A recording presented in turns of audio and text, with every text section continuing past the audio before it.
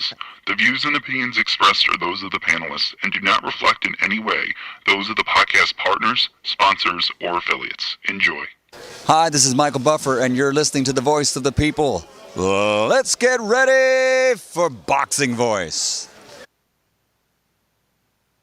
So interesting that you come across like a nice guy, but you're really a piece of shit. Hey, that come on. That was a piece of fuck. You know how these bitches is in the sport. Total disrespect. Kid has no class, no style at all. I'm a gorilla, I'm a dog. I'm a dog, I'm a gorilla. The smartest thing you can do is to stay away from Terence. It can't be the boogeyman if I'm chasing. You want to bet? You bet 100,000 on that. Let's bet $1 million. Easy. Let's bet $1 million. Good morning, TBV. Man, ladies and gents, we have been talking for 8 minutes thinking that we were live and we never hit that go live button. So sorry. Let me just double check, make sure it's actually working now. Yes, it says we're live, man. So we're on, and we're here to discuss Spence versus Crawford and the fact that there's a betting line and Bud has opened up as not the favorite. Even though interview after interview, patron after patron asks, who do these guests have, whether it's Bud or good old Spence, and usually our guest picks Bud to be the winner. They call him technically more skilled. They like that he can switch from orthodox to southpaw, but the betting line have him a slight underdog. So we're going to be discussing that and the fact that, Errol Spence actually came out about 24 hours ago and said that fight with Crawford should happen 2020, and if not, definitely 2021. So this is what we're talking about here, right here on the Boxing Voice. Remember, you can always call in free to the show using the 1-425-569-5241 number. Press 1 one time if you want to voice your opinion. We got a few callers right now. You haven't pressed 1, notifying us that you want to speak and you got something to get off your chest right here on the Voice of the People hotline. Now, all my Patreons that are on a everyday show level, you can absolutely call into Skype from anywhere in the world, absolutely free, and experience crystal clear quality. So yeah, man, Errol Spence has declared that he intends to fight Terence Crawford, and I quote, either this year or next. He added, we're gonna fight. If we don't fight this year, we're definitely gonna fight next year. It's gonna happen. Those are the quotes, those are the facts. Let me head on out to the always faithful co-host, Mario Munguia. Good morning. What's going on? Good morning. It's me, Mario. Good morning. Man, I'm doing good. Like I said 8 minutes ago. No, I'm just kidding. No, listen. I don't disagree with this.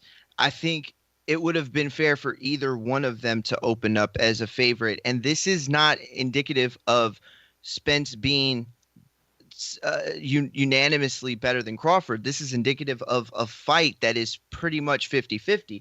You know, as you said, Bud is a plus 110. You know what I'm saying? And Spence is a minus 130. That's pretty even odds when you really boil it down. I mean, for Bud, you put $100 down, you win 110. That isn't much of odds. And of course, I understand that there are huge bettors out there that put thousands upon thousands of dollars on the line, and that definitely adds up. So you want that for sure. All I'm saying is that it's not like we're seeing this huge separation. And what will end up happening is as we get closer to a fight, or if it ever is made, those lines are going to close.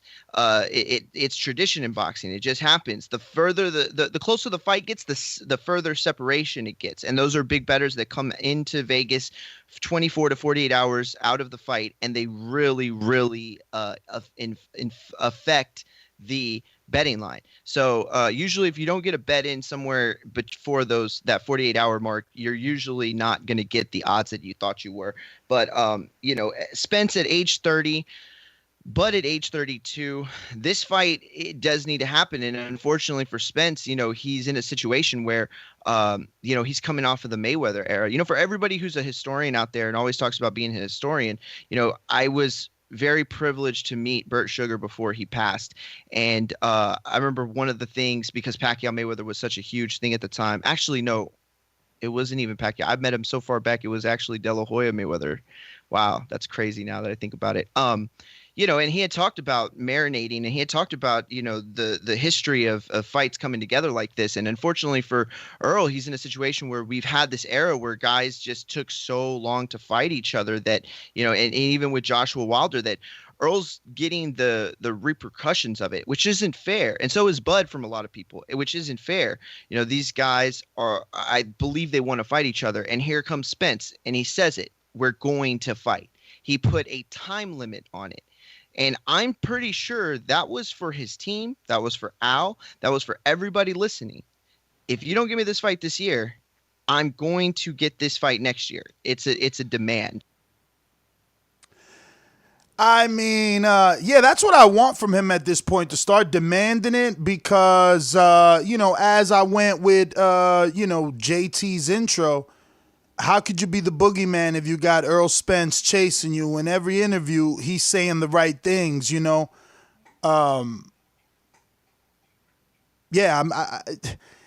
got to change the public perception. Right now,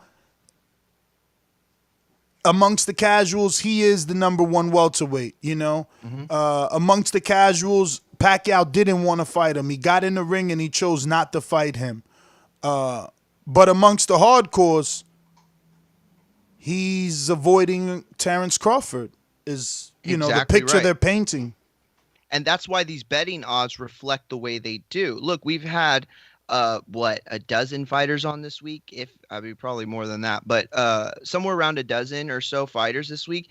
And anytime we asked anybody, manager, trainer, fighters, anytime we asked anybody, who were they picking, most of them, in a politically correct type of way, we're favoring Crawford. And that's for a reason. And of course, like you said, the hardcores favor Crawford. That's their guy. Spence represents more of this like casual push. He's got like this look about him. He's got this swag about him. Like Earl could be a really, really big star. The issue is that he is in his third, he's turned 30. And so, he's definitely got to get the ball rolling. Some of the biggest fights are still ahead of him in his career. And wait. Get the ball rolling. Who's got to get the ball rolling? Earl. I mean feel like Crawford? If he's going to be a star. I think you mean Crawford. Not Crawford. Crawford is proved to be the most dominant 140 in his time frame. But where's the money division? Sure, of course. And that's fair. And if we're talking about money, which I was, then we're talking about Earl as a draw. His biggest fights are ahead of him. But with Crawford, wait a minute. You can't say that. Number one fighter. Yes. All right. I'll run with that. But you can't say that he solidified himself because Earl has bigger wins. So you're saying, Earl's big fights are ahead of him. He's still got this big fight. You're right about that. There are bigger fights on the horizon, but right now, Earl holds the bigger wins between the two of them. And listen, the odds reflect that. I don't think they reflected enough, though, to be honest with you. No, I think they have. Honestly, I think that it's too much. I think it should be a dead even fight. And not because that's what happens in these situations. This is about likely what I expected. But because that's the type of fight this is. Because hardcores like you are picking Spence, hardcores like me are picking Crawford, and this is cut down the middle. And casuals, for the first time, are getting to, inject themselves into the conversation with these betting lines, because that's where probably a lot of this money is coming from, or a lot of the, I guess, like momentum is coming from.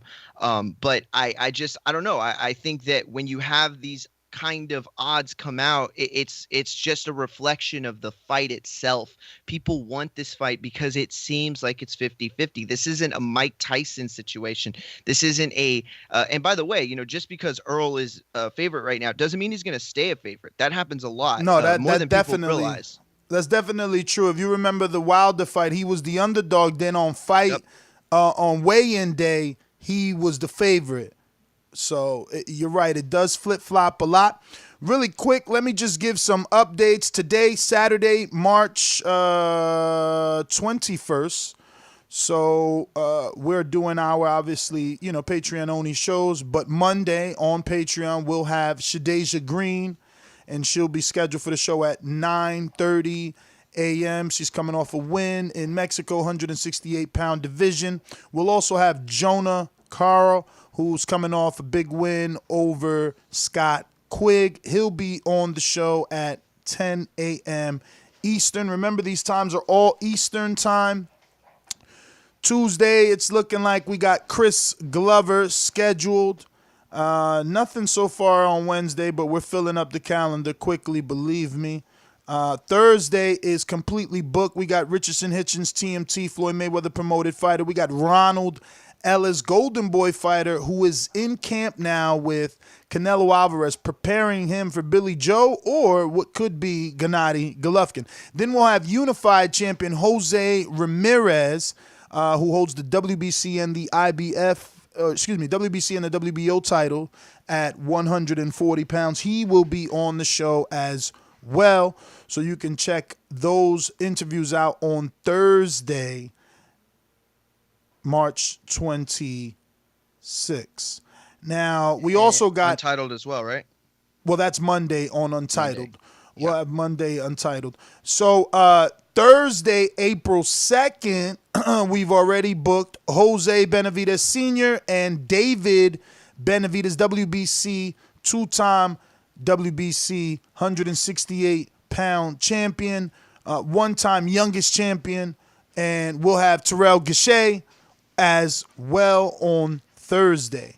We're also booked into our Thursday, April 9th, where we have a pretty big guest list with Coach Larry Wade, who served as the strength and conditioning coach to Luis Ortiz for his fight with Deontay Wilder. Also, longtime strength and conditioning coach of Sean Porter and Caleb Plant will be on the show. Gabriel Rosado, tough veteran, known around the sport for many years, will be on the show. And Brandon Lee, up-and-coming prospect, contender, future star, will be on the show. And we're talking April 9th. So Thursday is definitely booked. We really got to decide on a second evening day to kind of stop taking people so far out in the month with those Thursday West Coast slots. But yeah, man, I'm very happy. I'm waiting for these New Orleans boys to call in, man, and I don't see them, and I think that's because the black and white has scared them off. I was very excited to see that the betting lines see it my way and that Earl was the favorite, but I see that there's no one to debate. There's no one to, get upset at this. But, I mean, look, I guess we can take it as a report show. Just reporting on what's being said. I definitely could debate it, and I could definitely tell you that Crawford should be the favorite. I mean, it's disrespectful. Like, you could talk about the bigger wins and what, guys like Mikey meant or Mikey was an appetizer, champ. The bigger wins are Porter and, of course, and who'd he fight? Porter, before Porter, Lamont it was Peterson. Brook. Porter Brook, the guy that Brook. beat Porter. You know what I mean? Sure, of course. But at the end of the day, though, I think that what the difference here is Crawford's coming from a division where he dominated, where he was the man, solidified, okay? And he comes to prove himself, kind of like an Usyk situation, right? With Earl, this is supposedly his division. This was always meant to be his division. And yet, over the last, 18 months, we've heard that, he's going to move up at some point and he's getting ready. I mean, like, if he leaves this division and doesn't fight Thurman or doesn't fight Bud.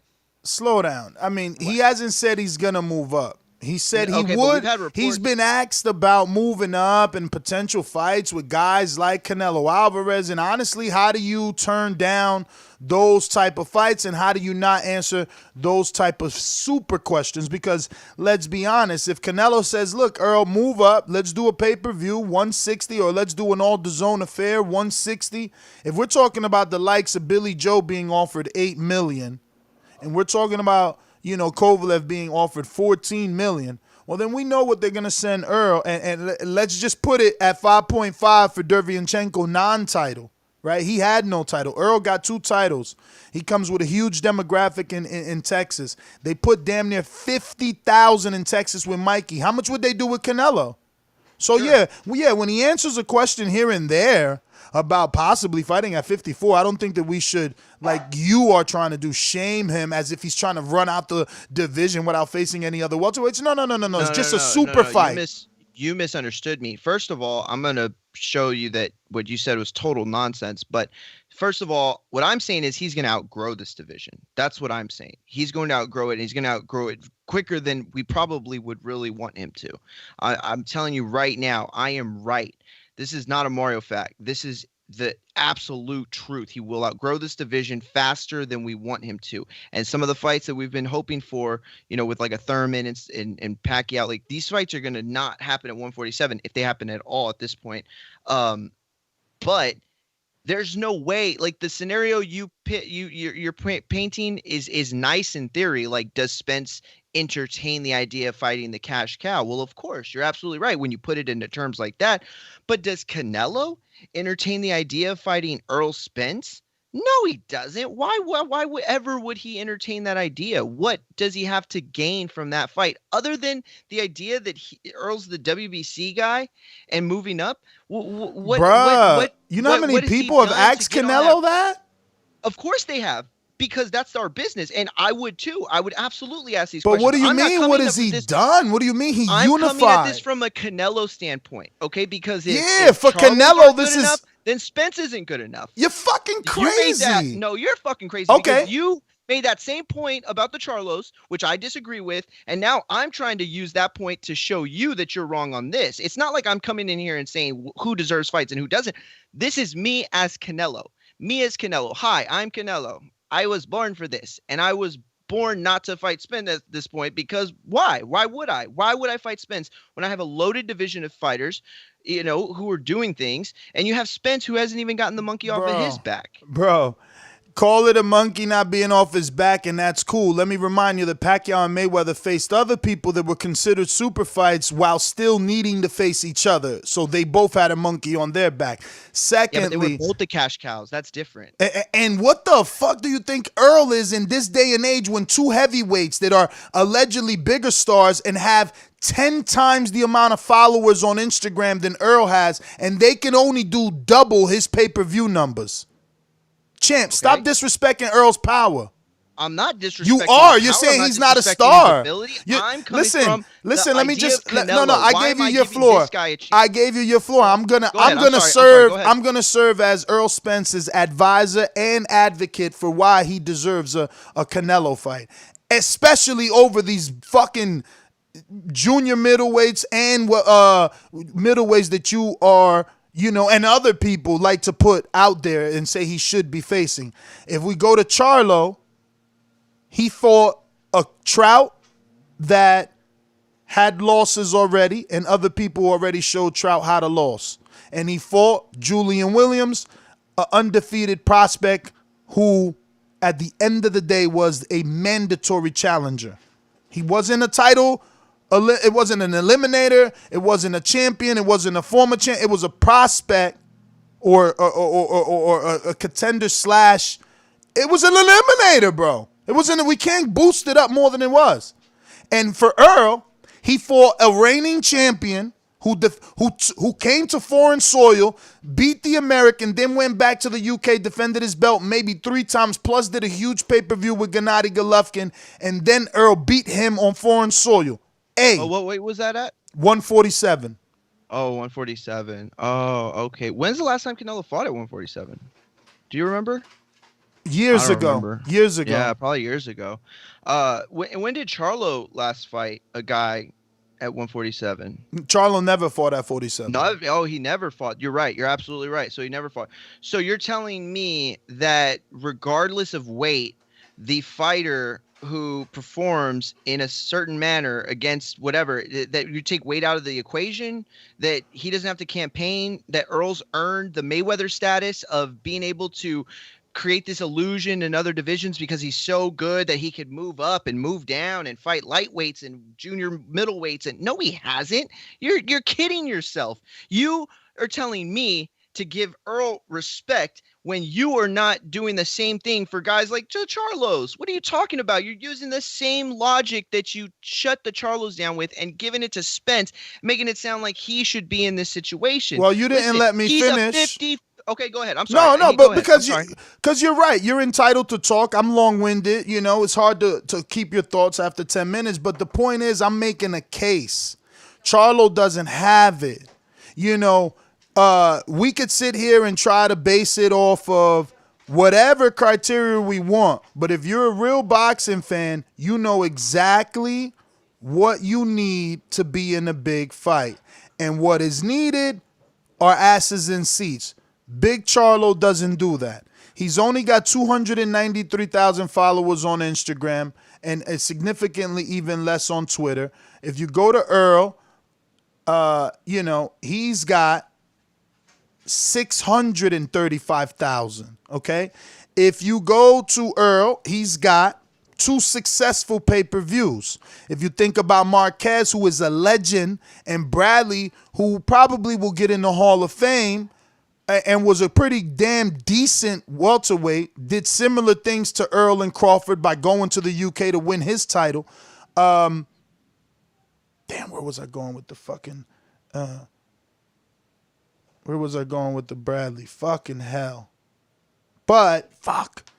Well, oh yeah, so the pay-per-views. Bradley Marquez did like 200 and something thousand. You can Google it to get the final whatever 200, whatever it was. But Earl and Spence, Earl and Sean did 200. So here's the biggest factor. Charlo, Big Charlo, who's really the only one in the runnings for a Canelo fight because he's the WBC, and we got the whole franchise fiasco where it looks like Canelo ducked. He has significantly less followers. He's never done a pay-per-view, and he has never, ever, ever, ever, ever main evented in his hometown, right? Am I mistaking something that I'm forgetting? Whereas Earl showed you with a tune-up mandatory in Ocampos, he could do 14,000, and with a lukewarm star in Garcia, he could do 50,000. So if you're Canelo and Golden Boy, you're looking at this like, wait a minute, we put 40,000 with Liam, he did 50,000 with Mikey. We can do 100,000 together. It's a pay-per-view. Everybody's already been calling Earl the quote-unquote weight bully. It's a pay-per-view. Okay, listen. First of all, real quick, Bradley Marquez did 375,000 pay-per-views. Really? You Googled that? I Googled it, yeah. Holy shit. What's the source? 375. That's fucking high. Bad Left Hook, ESPN. Yeah, those are good sources. 15 rounds. Wow. Yeah, no, what was Earl Spence? I mean, Spence Garcia. No. Spence Garcia, we know that's like 325, 345. What was Porter? Couldn't get that out. Porter. That is 300,000. There you go. And we talking about 2 legends. That's why I brought up. It's actually technically between 3 and 350, but it's close to 3. Compare him to Marquez, first ballot Hall of Famer. Compare him to Bradley already, and those 2 were in the ring together. No one considers Porter a legend yet, or Earl a legend yet. You see what I'm saying? You can't call him not a star. You can't call him in this generation not a pay-per-view star. Okay, listen. There's a difference between being a boxing star and being a sports star. All I'm trying to say, the point that I'm making as Mario Munguia is that Earl's got a bigger star ahead of him. He can transition to a sports star with the LeBron Jameses. I mean, I'm not saying he's going to be that big because obviously boxing is not as big as it used to be, but like LeBron James, guys who transcend their sports, right? Earl has that potential. I don't know if Crawford could ever really be that type of draw, but Crawford represents that tough out. Crawford is he's a beast. He's earned everything on the merits of his skills, and he's an interesting guy. I mean, I'm not saying he's not interesting. It's just Earl's got this allure to him. It's very, I don't know. You could just see that he's a star. You know what I mean? I was thinking about Purple Rain the other day when everybody kept making fun of me that I'd never seen that movie. And I was like, you look at Prince, that guy was just a star. Like, I'm not saying that it's not incredible that somebody found him and he made his living, but like, when you see someone like that, you just got to go, okay, there's something about him that makes me want to pay money to see whatever it is that he does. That's kind of what Earl has. He's got that little like spark about him. You know what I'm saying? But the thing is that you're trying to make this into like, where's Spence now? I agree. He is a big star within the realm of boxing, but he's got a much bigger star to burn. My whole point is, you talk about Bradley and Marquez and when they fought, I mean, both of these guys have had those big fights. They had the Alexanders, which was a huge fight. At And they only did 300. Yes. And guess what? What is it? Yeah, I proved Earl's a star. That's what I'm telling you. Two absolutely Hall of did. Famers, Two Hall of Famers fight each other, and they only doing 300. Then this kid who started his career at welterweight, just starting to fucking, you know, chip away at his building his resume, is doing the numbers that two fucking Hall of Famers did, bro. That's what I'm showing you. That's what I'm saying. As Mario Munguia, this is the point. But as Canelo, no, Spence isn't even in my rear view. All right. I love it. I love when you play this because we all know you're faking it. So I love it. It's cool for you to fake it. Hilarious. I want you to tell me. It's not about faking. I want you to tell me who. Pick any fucking weight, bro. Pick any weight you want. And Canelo's still the A side, all right? Get any weight, any B side you want, and tell me who has a bigger possibility than Errol Spence Jr. and Canelo Alvarez to do close to 100,000 tickets in Texas, specifically, on pay-per-view or some Dazn, joint venture with whoever. But who else could come close to those ticket sales? Who else? Give me any name, any fucking division, any B side to Canelo. Nobody's coming out 100,000 or close for fucking Gennady. You could give me the tickets at $5, it won't get there. But go ahead, I'll wait. I'll say this: Charlo's not far off from that. He's really not, from a Texas standpoint, because you put this in Texas, not me. I sure did, but you're hanging yourself.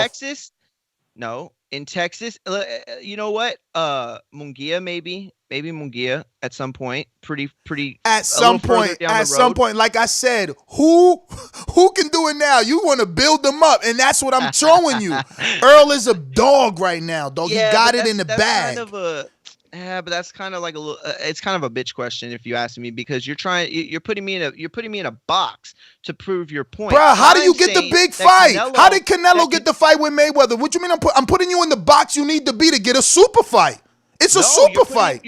Okay, but you're putting yourself in a box that you're not seeing the logic of it all. You're telling me that he's worried about some 147 guy that's got bud problems? Worried? I never said he's worried. I said he's the bigger fight. He's the bigger fight.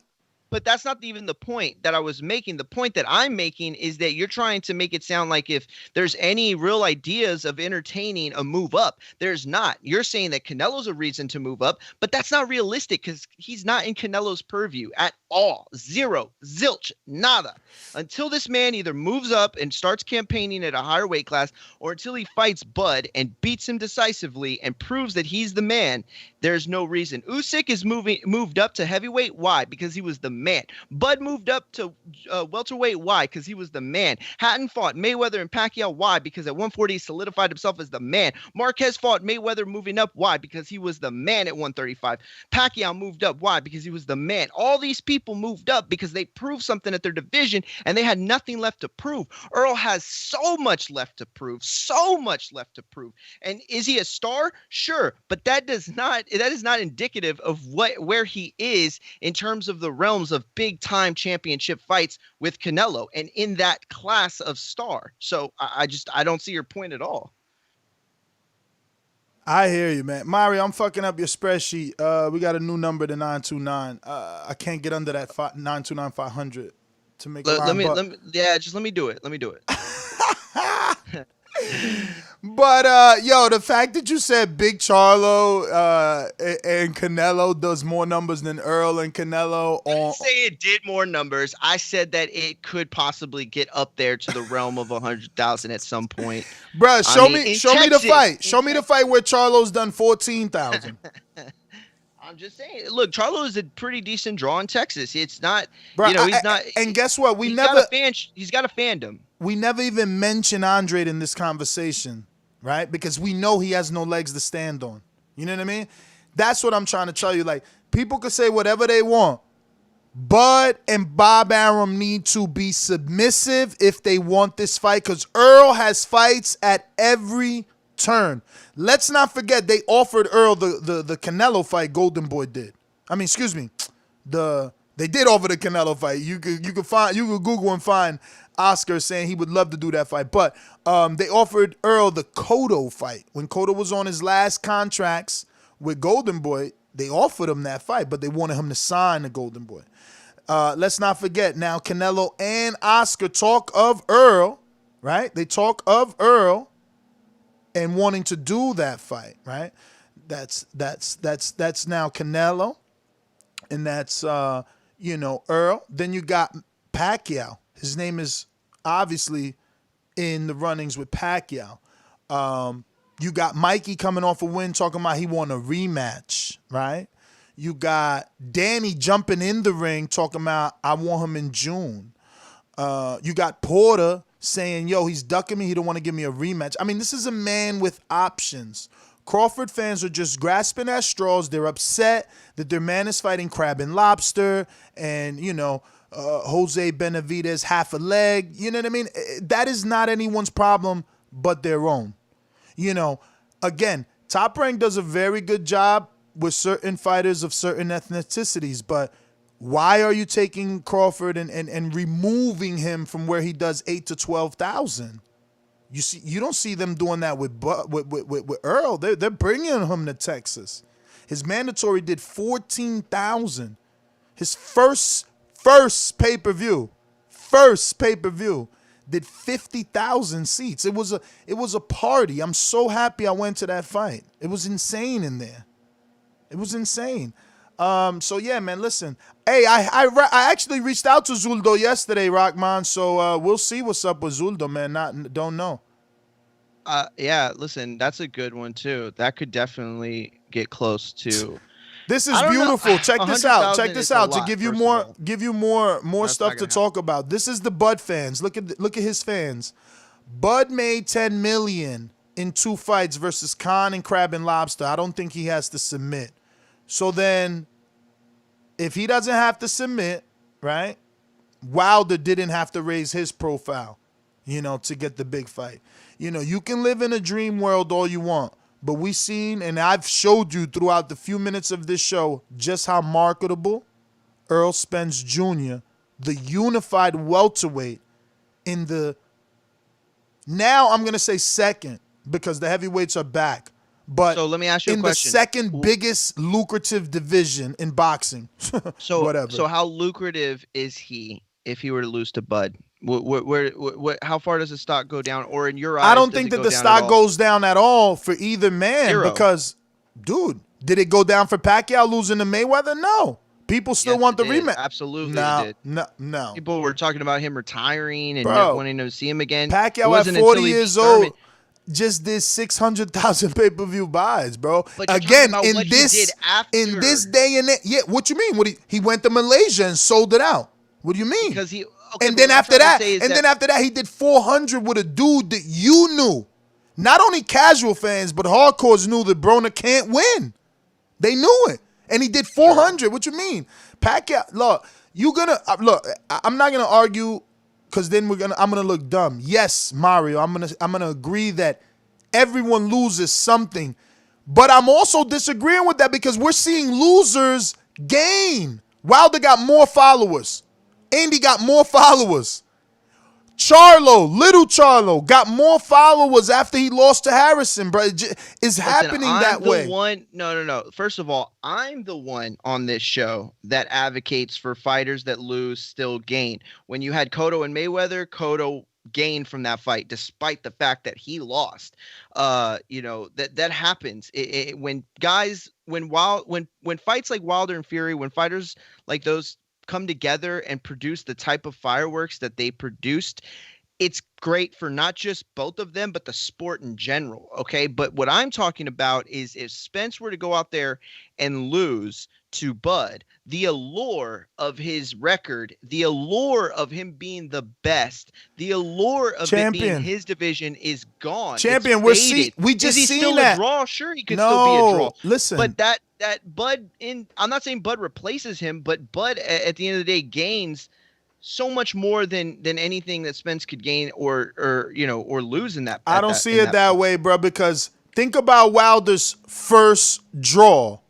Right? Because you got to remember that was the rematch. So when they fought to a draw, Wilder didn't lose. He gained. Even though hardcores thought he lost, even though pundits thought he lost, he gained. And guess what happened? The rematch doubled, more than doubled. They did what? 850,000 is the high number we can grab from, and 750 was the low number. So regardless, he doubled. He doubled. And that's what I'm saying. Even when they thought you lost, you doubled. And now there's a trilogy. So what I'm saying again is if you lose to Earl or if you lose to Bud, there's more money in the rematch, bro.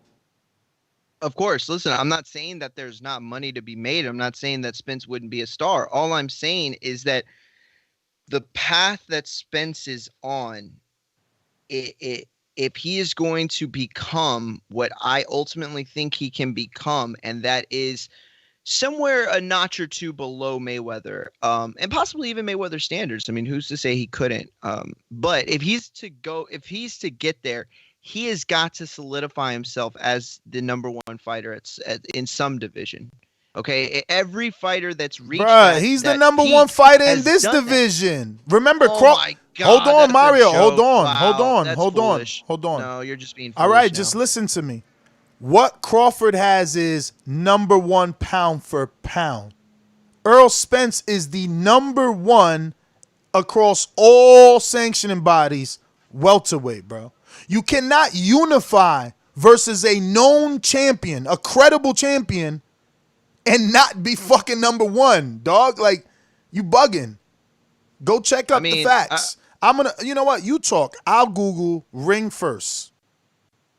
That's fine. Listen, I'm not even saying that he's not ranked number one, but he's not solidified as the number one with Bud out there. It's just not the truth.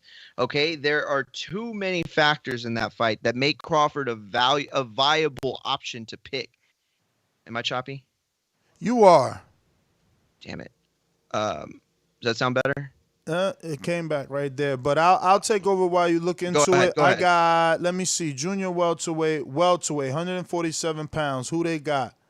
And look, even the ring changed. They got Canelo number one. And look, they got, again, Earl number one on the ring. What other rankings you want me to check? Let's do them all. Which other one should I check, people? Someone in the chat, let me know what other rankings you want me to check. Because I mean, but you're arguing this point about him being number one. Sure, he's number one, but that's a ranking that only exists because he hasn't fought Bud. Like, yeah, these guys and so is pound for pound number one. So is pound for pound number one, Mario. To get to the mountaintop. That's what you're not seeing about this. Okay, that's what has to happen for him to solidify himself as the number one without dispute, because that's what that means.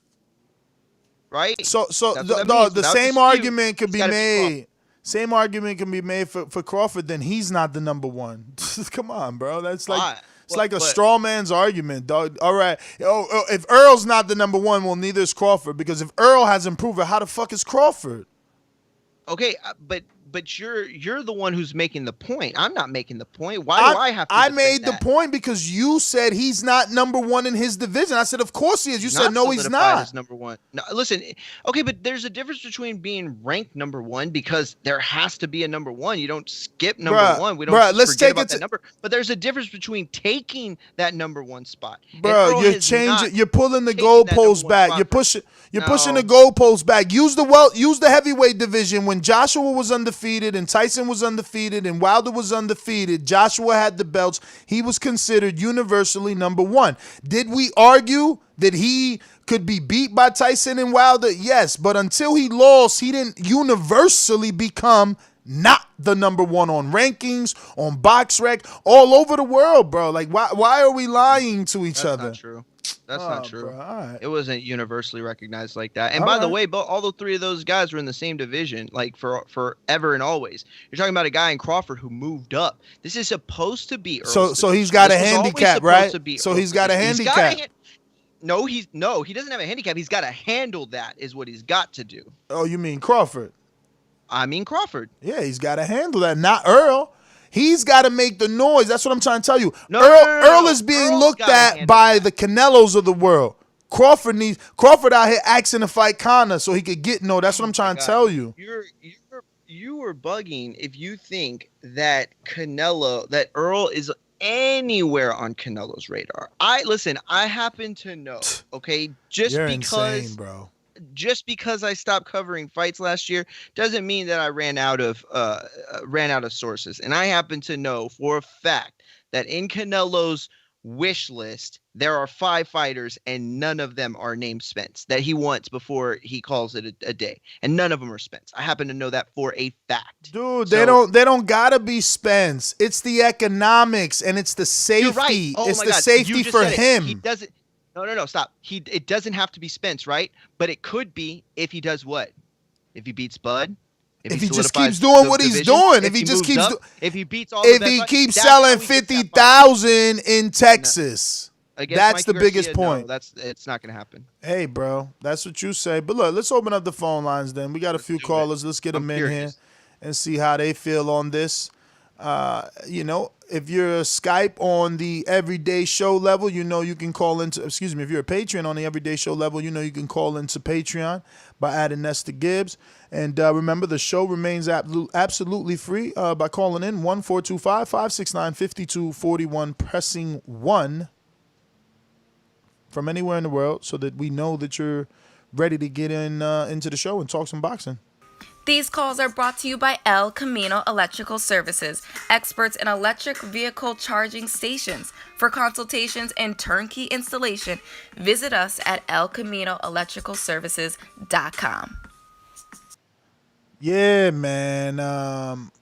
We'll see, man. I want me some Earl and Garcia anyway, man. Let me get some Earl versus Danny in the mix. But let's see here. Stainless, I see you jumped on, but I'm not even going to go to you, champ, because we don't know what you know and what you've been listening to so far. So we'll go out to first-time caller Frank Stokes. What up? Frank dipped off. Nervous. All right, Frank, we going out to Antonio in Albany. What up? What up, man? How you doing? Good morning, brother. Well, not much, man. Just drinking my coffee, sandwich, man. Top of the morning, man. Saturday morning, man. But anyways, so you saying you want Errol Spence and Danny Garcia at Cowboy Stadium? Nah, that's not what I'm saying. Maybe I heard wrong. That's not what I'm saying. But yeah, I mean, if they smart, they'll do it in Cowboys. I mean, for Danny, he probably won't want it there. He knows that that's Earl's home. He probably wants it in Brooklyn. Yeah. But yeah, I mean, if they want to sell more tickets, they should do it in Cowboy Stadium. No, they should. And maybe I'm just like eating, bro. Maybe not paying attention. But did Munguia said that Errol Spence and who else was bigger than Canelo and Errol? Or maybe I'm listening wrong, bro, because I'm confused. I didn't say that it was bigger. I said that Munguia could be bigger at some point, and not bigger, but do those kinds of numbers. That's what I said. I think Earl's close to fight. Okay. Yeah, the question was who else other than Earl and Canelo? What combination of Canelo with who? Don't matter Somebody the division. In the chat said Zurdo, and that's who I forgot about. So that's a good one. Man, Zurdo is not even lukewarm right now. Yeah, I know. But even though you don't want this, Ness, I think Charlo and Canelo at Cowboy Stadium or anywhere in Texas would be huge too, man. I mean, I don't think that fight is gonna happen. Yeah, but listen, being that Charlo's from Texas. The question is, Antonio, Charlo? I tried to tell him that. The question was, does Charlo and Canelo get closer to 100,000 tickets in Cowboy Stadium than Earl and Canelo? Keep in mind, Canelo did 40. Nah, never that. Exactly. Thank you. No, And this it is the does. thing You know too, why? because Jim You know Jones. why it does? Because it's actually more realistic. That's why it does. You're hilarious, bro. Only two I mean, I people think they're have both come realistic. close. If Only two people have come close to 50,000 tickets in Cowboys, and that's Canelo with Liam and Earl with Mikey. No one else. Yo, that's true. That's true. And Errol, Jim Jones even got his back. So, I'm pretty sure everybody in the country, even Texas, knows Errol Spence. And with Jim Jones behind him and Canelo being huge, yo, that's probably the next biggest fight other than Crawford and Spence. Those are my maybe top two biggest fights that could happen maybe late this year, if not next year. But other than that, man, I heard the topic was about Crawford and Errol, right? And that Errol is opening up as a favorite. He sure is a favorite, like he deserved to be, like he should be. Yeah, man. I mean, that's what they saying, man. Just because I feel like people think he's much bigger than Crawford, but at the end of the day, man, it's all about skills, man. And we already know, even you, Ness, deep down your heart knows who got the better skills. And they say, how they say, skills pay the bills, man. So, even though he's a favorite, Crawford is gonna beat him hands down. But other than that, man, I'm gonna continue eating, man, drinking my coffee, and just keep listening, man. And great show so far, man. All right, brother. Well, listen, you're entitled to your opinion, man. But you guys wanted to see skill from Earl, and he showed you that in the Mikey fight where he threw over 1,000 punches, stood disciplined on the jab, and basically gave what people were considering a pound-per-pound fighter, 4-division world champion, a classic What fight were you talking beatdown. about? Pacquiao-Claudio? Is that the fight you're talking about? Pacquiao-Claudio? Wow, Claudio won 4 titles. Wow, you're such that a what knowledgeable. You're No, such a I didn't hear you. knowledgeable. Is that what the fight you were talking No, about? Cowboy your Stadium? sarcasm shows your knowledge. So that's the fight you were talking about where Pacquiao threw all the punches and the other guy didn't throw anything? I don't know. Was I that- mean, is in the fight you're talking of, is the guy in the B side a 4-division world champion? Oh, no, because he fought at that weight class. Okay. That's the difference. Okay, I'm sorry. but he There you wasn't a 4-divisional world champion. No, but he actually fought at that weight class. Okay. So, So actually, let me ask you some questions about your particular scenario since you're using sarcasm and dry humor. Has your guy in your scenario ever won a world title? No. Non-interim world title. Should have, Non-interim. though, against Cotto. Non-interim. Has he ever won? No. Oh, He should yeah. have against Your Cotto. answer was no? Oh. Has he ever unified? No. Has No. he ever But been fought- has he ever been an A side? Has your guy ever fought anybody as good as Cotto? Yeah, man. Porter. Porter has a better win. No. We're Port- talking about the opponent. You said has my guy Earl fought I meant anyone in the as good argument- as I meant in the argument Garcia. You're talking about what he did against Garcia, right? That was what you said? I don't know. You're just trying to spin it now because you lost the handle on your. I'm you not. lost the No. handle on your Okay, shit. yeah, I lost. Yeah, You're right. and look. Now, you didn't lose the debate because it's arguable. Cotto has the Shane Mosley win. You know what I mean? So does Porter have a win as great as a Mosley? Probably not. But I hate that you're putting. Go ahead. what I'm you sorry. hate? You hate what? No. You hate what? I hate that you're putting him in the situation where you're trying. I feel like I'm talking like Spence isn't good or he doesn't deserve. He's absolutely great, but you don't believe in Bud so much that it's like it forces everyone else to kind of shit on Spence sometimes. Would you agree I with just that? believe in show and prove. Okay. Show and prove. That's fair. That's fair. Look, you, I'm not- and this is why I really always want you on the show because you've been around for so long that you know when I'm lying and when I'm not. And what I mean by that is like, how wasn't I this hard on Gennady? Didn't Gennady have to prove to me what every single writer that you like was already saying for fucking how many years has Thomas You were this Hauser? hard. You were not this hard, but you were hard on Gennady. I was this hard, brother. Yeah, you were this hard. I Okay, was, I'll admit that. brother. He did 2 bad pay-per-views. Come You know on. what? You were harder on Gennady, actually. He ducked the good Ward fight. It was different. At least Crawford's saying the right things. He wants to fight. That's why I opened it with JT's intro for that reason. You know what I mean? You can't be the boogeyman if I'm chasing him. He is chasing him. I'm just stating the case that he's chasing him because don't nobody know him. If he was known, he'd be doing the numbers, or he'd be at least in the conversation with the people that look. The show's about Bud. You talking about how Charlo can do it? Why can't Bud? You're right. You fucked me right there. Listen. Let me ask you a question, okay? And we can get back to the callers, but I really, really want to know this. You are a very smart bettor. Everybody here knows that, right? You are really good at analyzing. Not odds. if we're talking betting and making money. Listen. No. I'm talking about betting and making money. I'm talking about defining the odds and seeing where there are weak spots in a certain weekend. You believe that Spence wins. Is that bet good enough for you? Minus 130? Or is that good for you? You bet 100, you win 130. Is that good enough for you to bet on Spence? No. No, right? Yeah. No. No. Listen, I'm not gonna lie. Even though he's the favorite, it's a tight fight. The odds are, indicating that's the only that. point. I know, and I know that's how you feel. I just wanted to make that clear because I think at this point I've come off a certain way and you've come off a certain way, and I don't think that it's fair, and I don't think it's reflecting what you believe in, but or what you believe in this fight. It's always gonna be unfair, and we'll always be, Saddleback. We'll always be like criticized for small statements or words out of context because the same way you hear me talking about Earl right now with that confidence, right, was the same confidence that I spoke about when it was rumored that he and Mikey was going to fight. So my statements were taken out of context to the point that he got upset, he being Earl, and it was just because I believed in you that much. I believed in you that much that I thought the Mikey fight was so lopsided that the world would have seen it through my eyes, the same eyes I was using to see that fight was no chance for Mikey. I thought everybody seen that so obviously.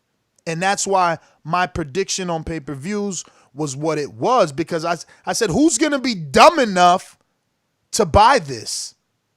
I knew he was going to get his ass kicked. See, it's not a 130 minus 110. Mikey was like a plus 4 something, almost 300 or 300 and something like. Bro, he was a high underdog and people still believed. 50,000 still came out. 345,000 people still bought the paper, and that's what I'm saying.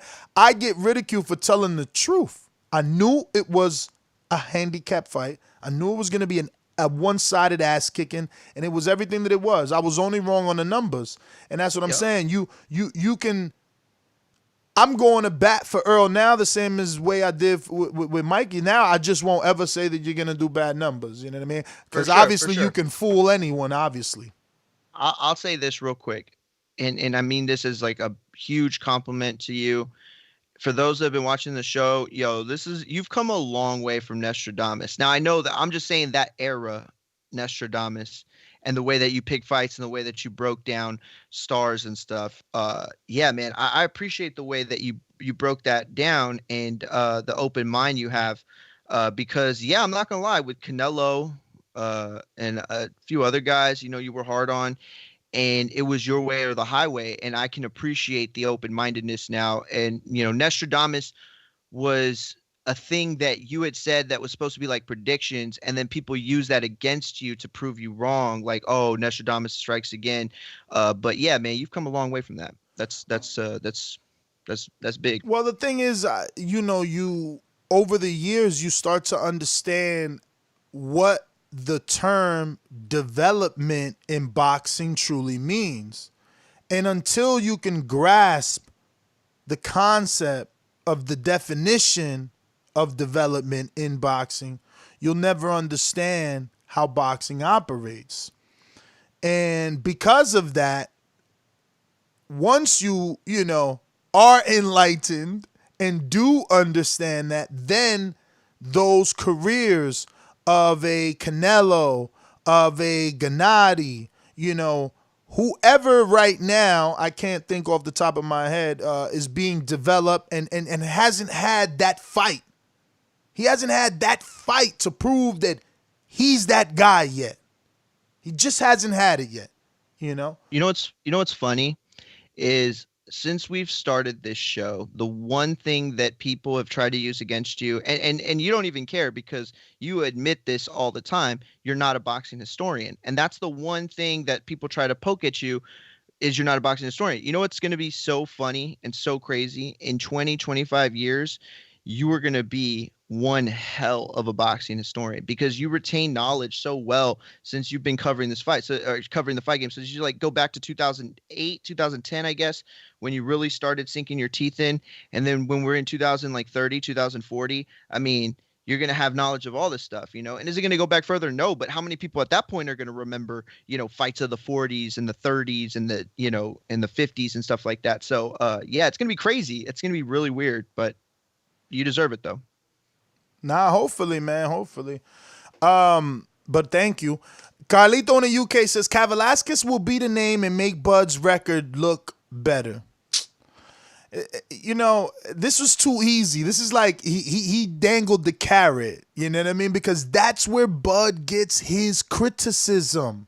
You know, we spoke about development, and how can I not give Bud the same criticism I gave Canelo? Now, obviously, the wins on Bud's resume, like Horn, are bigger than a Jose Cotto and a Matthew Hatton, you know, and a Alfonso Gomez, you know. But the Horn and the Gamboa win are not Brook and Porter. They're not, you know, Matisse and Khan. They're not, you know, Porter and Danny. You know what I'm saying? So I still, honestly speaking, zero trolling, look at Bud through those top rank developmental eyes. Mario, just look, forget debating for 5 minutes. Ask yourself, why hasn't he ever been in there with a truly elite fighter? Like with the number two of his real, like the real number two, not Victor Postal. Like, again, let's not debate. Well, let's not talk 140. Let's do it like this. Let's do it like this. Why did Danny face Thurman? Why did Thurman face Porter? Why did Earl face Porter? Brook, like, where's that fight at? Okay, simply put, he's on the wrong side of the street. That's the answer. For his whole life? Every division? Every division. Every division. Listen, again, that's why I like that you're here. Your knowledge dates a little bit further back than Mike's. Bro, who had a tougher 140 division run? Bud. Of course, Garcia, but how can Thank you you, blame Bud man. for that? How can you blame Bud for that? Dog, the same way we blame the heavyweight division when Klitschko was dominant and saying it was this ain't the same. This ain't the era. You're right. Come on, people do it, bro. No, you're right. I'm honest, but bro. all I'm saying is you can't blame Bud for that. I think that also the narrative that Garcia ran from Postal is a stupid one. That's not what happened. Garcia was always planning on moving up at a certain point, and Postal did not. Not only that, Postal took 3 step-aside checks. That's 3 times. That's 3 times that he said, yes, I do not want to fight Danny Garcia. I would rather fight on Danny Garcia's card and accept this step-aside check plus a fight fee check for the guy that you find me to fight on Danny Garcia's card. Again, knowledge is power. Listen, listen, with the act of debating put on mute, I agree 100%. Danny's 140 was tougher. It was a shark-infested waters. And looking back, you might be able to make the case that it was a little better than 147 at the time. I mean, I don't think anybody would say that, and I probably wouldn't say that either, but I would listen to a debate for that. And I agree with you. If what I think you said means this, that Danny's 140 resume is better than his 147-pound resume. Yes, absolutely 100%. Same thing as what I say about Bud. His 140 is better than a lot of the guys that at 147 at the time. Like, taking away the weight class, if you look at some of the guys at 147 at the time and who they were fighting, Danny was fighting much stiffer competition. It was a more competitive pool is all I'm trying to say at 140. So Danny's time at 140 is just, it's on this pedestal and it deserves to be, you know what I mean? Again, the same could be said about Bud. If people want to give Bud credit for his 140 run because he was undisputed, cool. But that's when he was good. He ain't shown it at 47. Now, I value the Horn win because of the way he did it. It's different winning and then beating someone up. You know what I mean? He made Horn look very simple. But again, Horn wasn't an elite. Horn wasn't Danny Garcia. Horn wasn't Sean Porter. Horn isn't Thurman. Horn isn't Earl. Horn isn't and never was and still yet hasn't proven that he could be number 1, 2, 3, 4, or 5 in the division. But you understand what you said. You understand what's wrong with what you said, right? You're What's saying that Earl What's that? hasn't been that guy. Like, what are you talking about? He hasn't gone the distance in a fight since Victor Postal, since 140. I mean, he hasn't gone the distance. He stopped. Oh, shit. Never mind. Jose Benavidez. Oh, no. Listen. He had TKO. I was going to say, wait, Jose Benavidez, he went to the 12th round, but he stopped everybody. He's done what he's supposed to do. Yeah, but he's stopping small dudes. Who's going to tell me that Earl ain't going to stop those little kids he's stopping? I know you're not going to agree with, I'm not even going to say it because I know we're going to get. Bro, I was going to make an Amir comment fight, but it's too late. I'm Googling. It's too late because a lot of Crawford fans speak of this knockout streak that he has.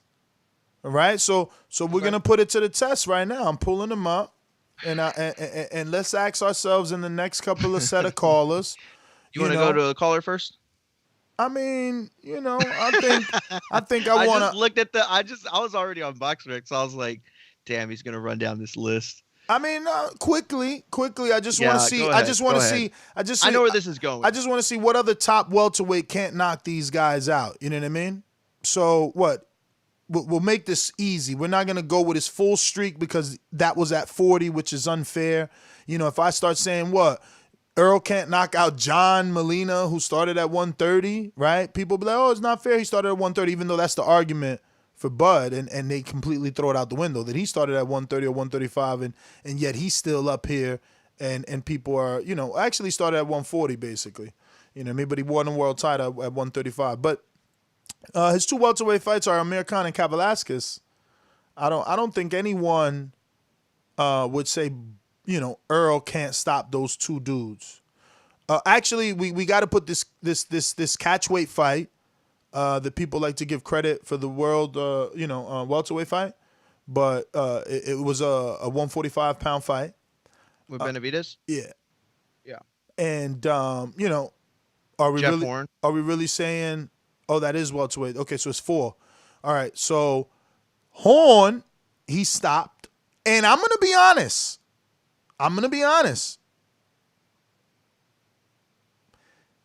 I think Earl will stop Horn. All right, let me open up another page here get the top welterweights. But off the top, Horn and Porter, I don't know that Porter stops Horn. Does he win? Yes, but I don't know that he stops him. Does Thurman stop him? No. Based off his resume, his welterweight KOs have declined. There's no true indication that he can stop Horn. Horn proved in those two fights, regardless of how you think he won or didn't win versus Crawford and Pacquiao, he proved that he's pretty durable. He is pretty durable. But you're missing the point when you're looking at this box rec. Like, this man has rarely lost a round. Look at these scorecards. It's not just that he's knocking these guys out. He's barely losing rounds. Canelo said he's in tough fights, tight fights, because he's fighting the best. When you're fighting, Derry Jean and listen, that song, I'm old enough, so I remember it. What have you done for me lately? Doom, doom, doom, doom. Great song. Ooh, yeah. What has Jose Benavidez done for you lately? Ooh, nothing, right? Was a blue chipper. So that let's was a go. Blue chipper. Yo, was What has he done for you lately? Let's remember what he did before Crawford. Let's remember what he's done after Crawford. Okay. All I'm saying is What is Khan? What is Khan done for you lately? Let's remember what he done before Crawford. Oh, Billie Jean, a career 126, 130 pounder in Saudi Arabia for like $7 million. That's what he's done. Before that, he lost, right? So see, but you're doing the same. Do you understand what you're doing with this logic? You're the same thing that you're doing to Mean Machine to not discredit, but no, man. I'm just showing you that the opponents matter. Of course they do, but you're talking about how they matter now. I'm talking about how they mattered then. Jose Benavidez is a blue chipper. But that's what I'm saying. I'm talking about then. What did he do before the Crawford fight to be called a blue chipper? Go ahead, tell me what he did. I mean, if you want to talk about resume, then obviously that's a much more difficult conversation. All I'm saying is, coming up, he was thought to be a blue chipper. People thought that he was better than his brother. When did that thought stop? When did that thought stop? Okay, fine. I understand that. You're right. But going back to, man, who was on the show with us? Damn, he's my homeboy too on Instagram. And what was his name? Damn it, what's his name? Who is the guy that was on the show all the time? He's like super into horror movies. He was at the first Jameson Rocket. James. That's another host I forgot to mention that episode where I know, and he was a really good host. Yeah, he was. He boxed and everything back then. Yeah, he had experience. Yeah, James was the first guy I knew to tell me, because David hadn't even fought on TV yet, that David was better than his brother. Yes. At that point, though, people thought he was crazy because Jose was supposed to be this blue chipper. Yes. So all I'm trying to say is that Earl. But Mario, don't stop there on your story. You gotta give credit there. Don't stop there on your story. He was considered a blue chipper. Then he had run-ins with the law, got shot outside the ring, and he never amounted to his potential. Sure, they sold his undefeated record. He went into the Crawford fight on a wooden leg. If we can talk about Charlo fighting Sebastian Highland with a wooden leg, why we don't tell the truth about Benavidez? He had one leg. Anybody in the welterweight division knocks him out. Point made. So, again, his biggest win to date is Jeff Horn. Not because he beat Pacquiao, because I don't believe he beat Pacquiao. We rescored it. It's Amir Khan. How can you not say it's Amir Khan? If you're not gonna, because of the durability. Because I'm not just factoring in resume, which Amir Khan has. His win. His win. Listen, his win. The biggest win of Amir Khan's resume is null and void, like criminals after 10 years. It's automatic expungement. Like, my man, he hasn't had a win in so long. He hasn't had a win in so long that the Maidana win is so old ago. Like, what year is that? It's got to be over 10 years old, bro. There's no way that win was in 2012. Okay. I mean... I'm clicking it. Fuck this. I don't know. Go ahead. That's fine. Because I'm saying no sane boxing fan should be taking Amir Khan seriously when his biggest win happened in 2010, a decade ago. Craziest thing decade ago in a really long time. Amir Khan. His biggest win was a decade ago.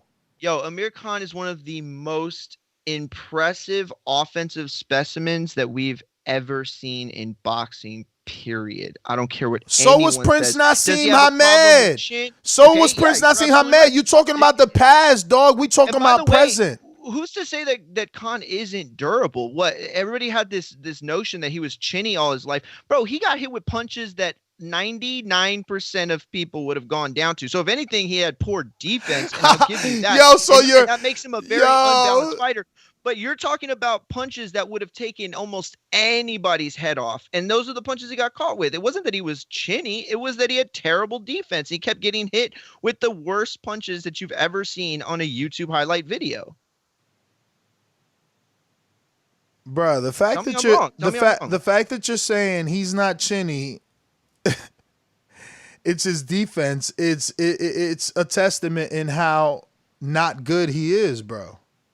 Like, I agree. As a well-rounded, balanced fighter, he doesn't match up. He doesn't pass the test. But as Exactly. far as So then what he Crawford's presented biggest in terms win. of difficulty, So then Crawford's biggest win is Horn, not Khan. Like, let's move on. You wasting time with this ridiculous. Again, his biggest win is 10 years ago. 10 years ago, man. 2010 is when he beat Maidana. Nothing else that he's done comes close or is greater than Maidana. Nothing. I give him credit, me again, because I'm an unbiased, true boxing fan. I give him credit for his shellacking of Collazo. I did not expect that. I really thought, because I think so low of Khan. I think, he's not on my boxing radar like that. Like, he's not a real fighter in my eyes. And I don't mean that in any term of disrespect at all. It's just like, I never considered him elite, truly elite, because of the chin. But, so for that very same reason, I thought even Collazo would beat him. And, bro, he just outboxed the shit out of Collazo. And it was really bad for me to watch, because I couldn't understand why Collazo fought the way he fought. The style that he fought was retarded. It was just not what he needed to do for that win. He had his hands down. I remember like yesterday, it was just a really letdown, watching Collazo fight in that manner. But I picked Collazo to win because I think so poorly of Amir Khan. Like, Amir Khan has, again, he got no wins to speak of, man. He got no wins to speak of. Like, even the Algieri fight, bro, you let a light puncher. It was like the bully standing up, the dude that gets bullied standing up to the bully when Amir and Chris Algieri fought. 2 light punches, and Chris Algieri's like, fuck that, I'm about to walk this dude down. Like, that was a tight fight. Super tight. I'm just saying, man, look. But resumes at the end of the day, look, that's the only argument that hardcores got and Bud fans got. Resumes at the end of the day don't win fights. It don't matter. They got to fight. Bud and Earl got to fight to prove who's number one. But it ain't gonna happen like that. I'm always gonna be on that campaign. It ain't gonna happen just sitting around fighting Amir, I'm done Khan. Jose One Leg Benavidez, Jeff Fluke Horn, Fluke Horn, and Egidijus Crab and Lobster. Listen, I think you made your point. I think I made my point. I think that these callers need to make their points. I will say, though, if you're just joining us, we are talking about Spence and Crawford, specifically an article from Miguel Rivera of Boxing Scene, where he talks about the comments that Earl made to Fight Hype, which he said that fight can happen. That wasn't even Fight Hype. This is just poor journalism. I promise you, man. I'm going out on a limb. Because obviously he can always say, oh, that guy Nestor Gibbs said this wasn't, and I personally called Earl, and I could be wrong. But Earl was on his Instagram Live, bro. These are the same quotes, and Fight Hype recorded the Instagram Live and uploaded it to their YouTube channel. Because I had seen the thumbnail and that was it. I never even clicked on the video. I read the article. But okay, so that's what happened. But he did say that fight can happen. Speaking of this Errol Spence and Crawford fight, and Spence went on to say, whenever, this year, next year, we are going to fight. If we do not fight this year, it will definitely be next year. He made those comments, and then the betting lines. Miguel goes on to talk about the betting lines. Spence opened up as a slight favorite at a -130, while Terence is a +110 as the underdog. And look, those numbers are even. So if you're just joining us, that's what we're talking about. That's where we are. And yeah. That's definitely not Eric and BK. That's Josh in North Carolina. But let me go out to Boomerang in Detroit. What it do? Red belt, black belt, WO and green. I'm king. Undisputed GOAT, TBE. And you can catch the news first on TBV. Voice of the people, now let me speak. Scientists of the sweet, BOXING. Yo, TBV, what's good? What's good is we got to Sour D. 322. 322. That's right. You already knew what my answer was gonna be. Ain't nothing wrong with that Sour Diesel Nest. I'm on that face off right now. I don't know if y'all tried that, but I would suggest that shit. Face Off is named after the movie. You know what I'm saying? Because it's a completely out of body experience. You know what I'm saying? You be on some whole other thought level shit. And my thoughts Is that flour or edible? Nah, this flour, bro. No, we flower power over here, man. Edibles for newbies. I was just asking. Yeah. Oh, it's all respect, man. If you hear Stainless talking, man, it's always flowers. You know what I'm saying? That's a guarantee. You know what I'm saying? I don't really do the dabs and the edibles, and I try them if somebody got it, but you know what I'm saying? I'm not invested. You know what I'm saying? In that genre of marijuana myself. But I was wondering what y'all smoking, because Mario talking about Jaime Munguia can top Earl at the Cowboy Stadium and shit. I know y'all must be high and shit. Shit. But with the Errol thing, man, look, I'm an Errol fan, but his two big wins at 147 are Kell Brook and Sean Porter. Agreed? Yep. Agreed. Now most people up until the orbital bone injury, which resulted in the technical knockout for Kell Brook. Kell Brook was leading most of those rounds, or winning most of those rounds. Yeah, but he broke the orbital bone. That ain't the same side Gennady broke. I'm not even arguing that. I'm saying he didn't look good until a few rounds before that. You know what I'm saying? So he's still a work in progress himself, and we can all agree that he definitely didn't look like the truth against Sean Porter. So, and to take your quote with the from Canelo, he had the tight close fights because is higher level of competition. You know what I'm saying? So, you know what I'm saying, we can't really toot Errol horn like that either, because Mayweather make the elites look, you know what I'm saying, like nobodies. You know what I'm saying, or like B-level fighters. So Errol ain't did that. You know what I'm saying? If anything, he look B-level or regular with these fighters when he going them rounds like that. You know what I'm saying? So yeah, because he's fighting the best though. That's why. But we can't give him all the credit in the world though, because outside of them two fights, bro, who else has he fought that was the best? He got a damn. Algieri was a 140-pounder. He got a damn good. He got a damn good. That's 3 minutes too. He got a damn good secondary resume. That's what I'm saying. I love the resume game, bro. I love the resume game. People been hating on me for years, talking about I'm a box rec king, and that's the fuck I am.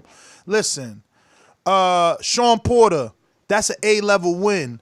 Mikey Garcia, A-level win. Peterson, that's a B-level win. I'm not calling Peterson a B-level fighter, but he also wasn't an A-level fighter. He lost at 140, his undefeated record to Lucas Matisse. And at welterweight, his greatest accomplishment probably was a tight fight with Danny Garcia. Kell Brook, that was an A-level win for Earl. You know what I'm saying?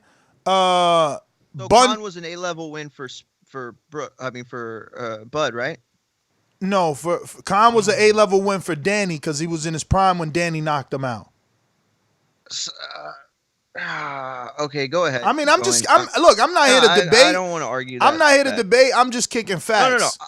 Sure. Just like Chris Algieri. Calling Mikey Garcia an A-level win at 147 is not undefeated, four-time champion. Yeah, Marquez was great too, and when he fought, and Floyd, that was an A-level win for Floyd. That was not. Oh my God, that wasn't an A-level win. Holy Please, shit. If you're listening, yo, I'm going to the callers, man. Not the boxing voice. Not everything that I'm not even done, bro. I'm not even done. Check this out. Marquez is an A-level win for Floyd when he made that man climb up pound after pound after pound. And now we see catch weights. Before did he know? Bruh, and now we see catch weights every day like this. Now we see catch weights every day more often, bro. Like what Floyd did. They're agreed to at the beginning of the promotion, at the beginning when they sign it. Yes. Not the night before. And asterisk, Mario. That's all it is. It's an asterisk. That makes it not an A+ win. I never said plus. I said an Okay, it was A. not an A win either. You're crazy. Damn. If it was in the lightweight division, all right. it's Listen, it's all an A good, fight. all good, I'm sorry, all you know good. what? You're right. It's you're all right. I'm good. sorry. I don't even care. My point is, we stopped at Bundu C+ level win. Algieri arguably B-, C+, B+. It depends who you're talking to. You know, Van Heerden. It's hard to tell, is he a C+ or a B+ yet, because he hasn't really gotten the opportunity to fight anyone else to prove. Wasn't that junior middleweight? Who? I'm just asking. Van Heerden? Was it at junior?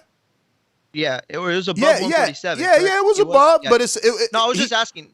No, I wasn't saying that's bad. I'm just saying that. I was just asking. And look, common opponent, Chris Algieri, you know, he gave a super tight fight to Amir Khan, but Earl does what? Stops him. Common opponent, Phil LaGreco drops Amir Khan, you know, but Earl stops him. Common opponent, Samuel Vargas with Amir Khan. Samuel Vargas drops Amir Khan, but Earl stops him. You know, common opponent, Leonard Bundu. Thurman goes 12 rounds, but Earl stops him. You know, it just goes on and on. Like his record, secondaries are decent. Just like, are you reading this from BoxRec or is this your memory? No, this is BoxRec, and I'm screen sharing. I was gonna say, damn, you're. And I'm screen sharing it too. Good. And look, and just to give credit to Crawford, you know, British Prescott, he beat Amir Khan, so that's a C-, C+ win. You know what I mean? One, but yeah. Alejandro Sanabria, C-level win. Andre Klimov, C-level win. Ricky Burns, it could be argued B-, B+. B+, yeah, I'd say B+. C+ could also be argued. Gamboa, it could be argued A-, B+, C+, anywhere between C+ to A-, it could be I would argued. say B between B and A-. It could be argued. Raymond Beltran, I'll give Raymond a C+, B-, because he was able to come back and win the world title. I think it was vacant though, but that win got better after. It got better after too. Thomas Delorme, I'll bubble him from a C- to a B+ fighter. Derry Jean, unfortunately, he stays at C level. He never got a good win. Hank Lundy, you know, I'll bubble him. You know, C, D+, you know, arguably B- fighter. Yeah, I was gonna say C+, so that's right around there. That's good. I'll go with that.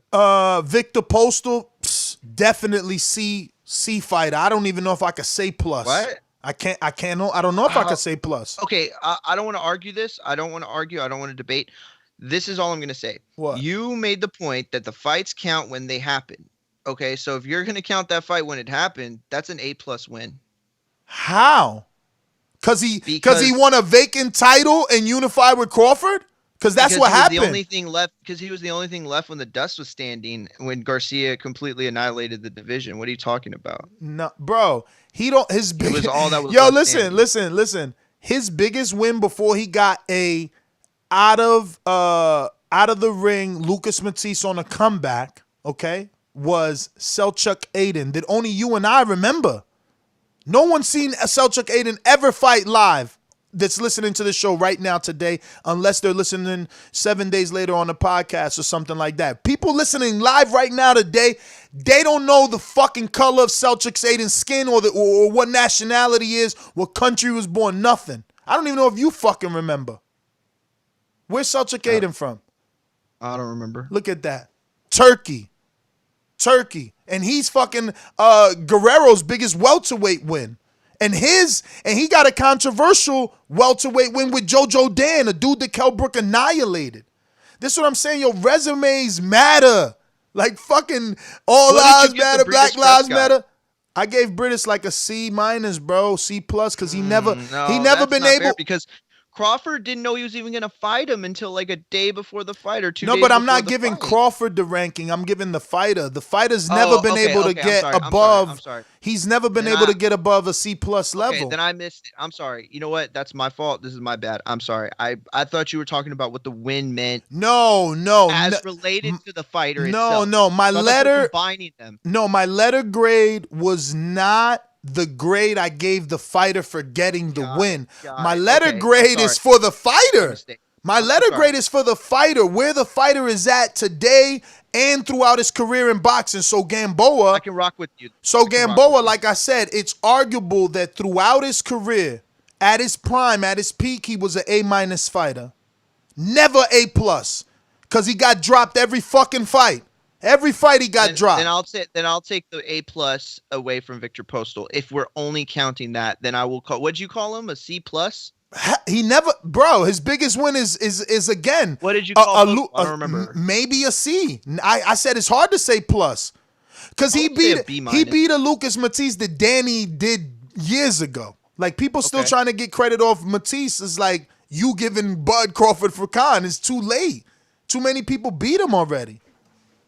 Okay, but see that's the problem. Okay, all right, that's fine. That's the little bit of a problem with the game is that for me, I think you have to count when those fights happen. But if you just want to count the opponent themselves, I can rock with you. That's fine. And that's what I'm saying. He got a lot of decent levels, but again, in comparison to Earl, he just ain't got it. Earl got A-level wins, man. He got A-level wins. Like people consider Porter a A-level fighter. You know what I mean?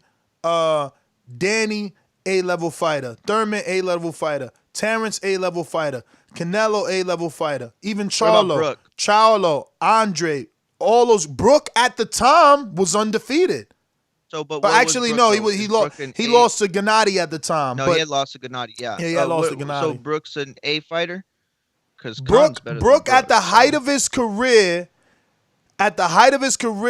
he fucking beat Sean Porter, man. He came to America, to LA, and beat Sean on foreign soil. And the only controversy in that fight was that he grabbed, but it was a clean ass kicking. Yo, that's the fight that I would really like to go back and score, because I remember thinking that card that Porter should have won, and then I watched it again and I thought that it was close. I bet if I watched it again, I don't know. But that's a good fight. Yo, it was a sad day for me. It was a sad day. You guys knew the relationship that I have with the Porters was even stronger back then, in my opinion. So it was. Weren't you in the back with them that fight? But that was for the Broner fight. Bro, right. It was a sad day for me because I didn't look. I thought so. Same thing that could happen in this Crawford Bud fight. I thought even less of Brooke. Okay, I never thought Brooke was the goods. He had a fucking trilogy on his resume. Bro, don't make me click fucking Brooke. Brooke is the king of C beaters. C beaters. Guaranteed he's beat so many CD level fighters. Brooke was like 30 and something when he finally fucking came to fight Porter. There was nothing on my radar was telling me Brooke was going to be. But people, you know, they was telling me, bro, he's the most skilled welterweight. Look at him. I couldn't see it. I always thought it was Thurman, and then, you know, fucking Pacquiao burst that bubble. That Carson Jones fight. Trilogy or rematch. Carson broke his nose. That was the most hilarious thing because Brooke was built up to beat this guy, and Carson put him on the back foot. I remember watching that shit live, and back then we couldn't even watch UK fights. We had to do streams. People had to hook you up. Bro, and I remember watching that like, you serious? I think he had a trilogy with Carson. Bro, like, his biggest win back then before fighting Sean was like Sinchenko, the same dude, Polly. Put this into perspective. His biggest win before beating Porter, capsulating his career with like 30 fights before beating Porter, his biggest win was Sinchenko, a guy that Paulie Malignaggi knocked out in his hometown, not Paulie's hometown, Sinchenko's fucking Ukrainian, Russian, somewhere in the Middle Eastern hometown. Golden Boy shitted on Paulie. And this is what Myra's telling you. There's going to be things that I remember come 20 years from now, like this right here. Paulie was not who he was right now. He wasn't as hot as he was right now. He was already coming off the Amir Khan loss. Golden Boy was in a purse bid, and they bid only $250,000. Paulie and Golden Boy lost. Paulie had to go across the country somewhere to Russia or Ukraine to fight Sinchenko, and he actually knocked him out. With 5 knockouts, my man went to foreign soil and became a world champion. It wasn't for a vacant title. My man was a world champion at the time. Paulie went over there and knocked him out. That's Brooks' biggest win before fucking Porter. So believe me, if I was a bettor back then, I would have bet the house on Porter.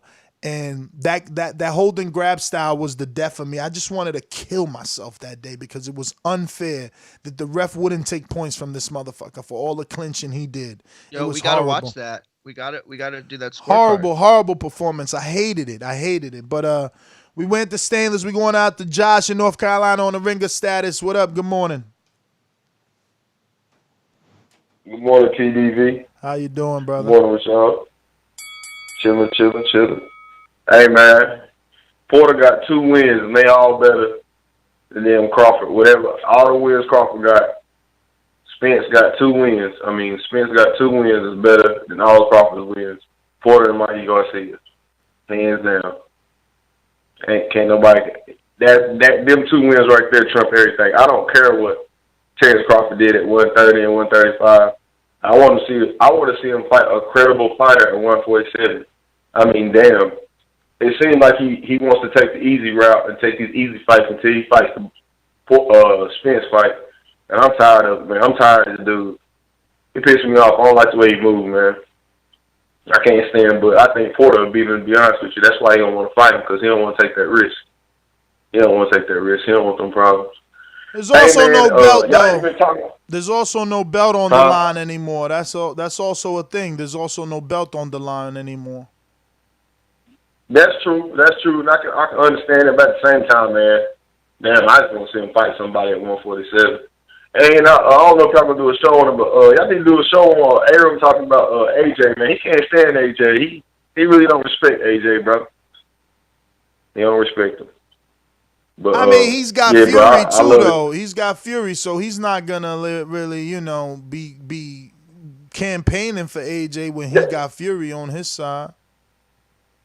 Well, that's true.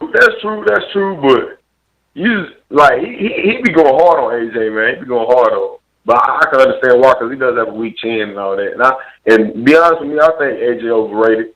But he's a great marketing draw, so you know what I'm saying. But that's my call, y'all. Y'all keep doing y'all damn thing. I'm out. All right, brother. Let me go out to Frank on Skype. Frank, what up? Just listening. Frank, so I gotta ask, are you on Patreon, champ? Because you know the Skype is for Patreon only. I'm actually gonna let my man Stainless handle that, not to have that conversation live on there. Stainless, take care of that. You the champ, man. We gonna get Stainless on here too. Once we get to that 1,000, that's that Stainless goal. When we get to 1,000, Stainless ain't gonna have to work all them damn hours. He gonna be with us. We going out to the lone Bud supporter today. I'm shocked JT and J Mac not here. Brandon, Cincinnati, what up? What up, Ness? Can you hear me? I'm driving. Yeah, I hear you, brother. Oh, okay. What was the guy from North Carolina's name that just called in? Josh. Brother, when you get a chance, please stay on the after call. So me and you can, go toe-to-toe a little bit with some of that stupid shit you was just saying. I'll bury you and put your body next to that kid T. Plums I destroyed on the after call one time who was saying similar stupid shit that you was just saying. But let me move on. But what's stupid about what he said? What's stupid about what he said? I'll wait till he won the debate. And I'll have Stainless recorded. And like I said, I can put his body next to T. Plums. But, as far as T-Bud Crawford, man, I never get on these things and try to win the he got the better resume debate or he's the most popular fighter debate, because I know I don't have any logical points to prove that, because I'm not one of those people that try to, win debates that I know I can't win. It's like when people try to say Wilder's more popular than AJ, y'all make yourself look stupid. I'm able to admit when my guy ain't the most popular or has the better resume. All I'm saying is when he does get in the ring with these guys, he's going to beat the shit out of them. Point blank, period. That's my thing. So if you want to do the resume and popularity thing, go right ahead. You win that. But when they get in the ring, I mean, all these guys are dead men walking. That's just what I think. That's just what I know. As far as, but let me ask you, because you said that's what you think, what you know. But what gives you the belief to know when he gets in there, he'll beat, quote unquote, these guys? I mean, is he not going to be able to switch it when he steps it up? Is he not going to have the speed when he steps it up? Is he not going to have the footwork when he steps it up? All that shit just going to vanish because the guy is a little better he's fighting? No. The skill's still going to be there. That's why. So this shit ain't going to go away because the guy is better. He's going to be able to fight southpaw. If southpaw ain't working, he's going to be able to fight right-handed. He's going to be able to stand and trade and have that dog. If that don't work, he's going to be able to outbox you. All this stuff is not going to change because the guy he's fighting is better. Change, that's why I think he's going to win. Look, but what does change is the level of opposition. We seen that. Crab and Lobster was a little bit more durable. He gave a little bit more resistance, and it showed in the fight. And that's what I'm saying. And he won 2 rounds. And what's your point, brother? I want to run this idea by you, though. But that's my thing. No, you ain't going nowhere. I got you. But that's my thing. That dude isn't one of the top guys and was able to give them issues. That's what I'm saying. That's why we want these fights. We can't just assume like you that he is going to beat these guys when Crab and Lobster gave him difficulties. Crab and Lobster dropped them in everyone's eyes. For 2 rounds. Professional fighters counted that as a knockdown, bruh. I understand. So we just got to wait and see. Like you said, these fights got to happen, but I'm pretty confident that he's going to decapitate everybody pretty much except for Earl. But let me run this idea by you, Ness. You always say that Wilder was able to build his resume. He got out there and, built it, but he was lucky enough to have a former champion just sitting around with nothing to do. So I was always wondering, like, who can Crawford find that's just a former champ sitting around with nothing to do? How many options I gave him, though? I've given Crawford so many options. Let me run this idea by you. You think Top Rank should invest in the Madonna comeback? Dust him off and give him a couple tune-ups? Hell yeah. I was always thinking, like, why won't they do that? He's a bigger name than Kell-Brook, and at least the comeback will be more realistic than Kell-Brook. Like to fight Kell-Brook at this stage of his career, man, is worthless. It is like you guys should not be allowing him to fight him, man. That's not a fight. That's the same, and that's what I'm saying. Why y'all call me biased? I don't understand. My energy is the same with Earl. When Earl was saying he was going to fight Mikey, I said no, worthless.